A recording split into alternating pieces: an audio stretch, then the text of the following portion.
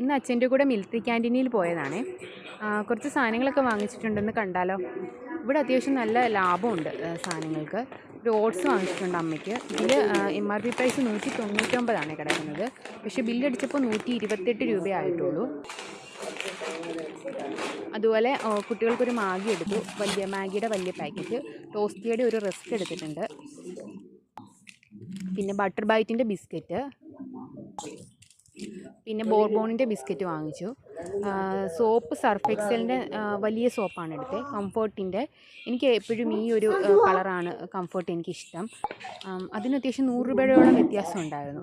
പിന്നെ മയിലിൻ്റെ ഈ ഒരു ചന്ദനത്തിരി ഞാനിവിടെ മുന്നേ വാങ്ങിച്ചിട്ടുണ്ട്, നല്ല മണമുണ്ട്. പിന്നെ ഇവിടുത്തെ ഫേവറേറ്റ് തേയിലയാണ് റെഡ് ലേബൻ. ഇവിടെ അച്ഛൻ ഇപ്പോഴും ആ റെഡ് ലേബനാണ് ഇഷ്ടം, അതുകൊണ്ട് അത് തന്നെ എടുത്തു. പിന്നെ കോൾഗേറ്റ് വാങ്ങിച്ചു.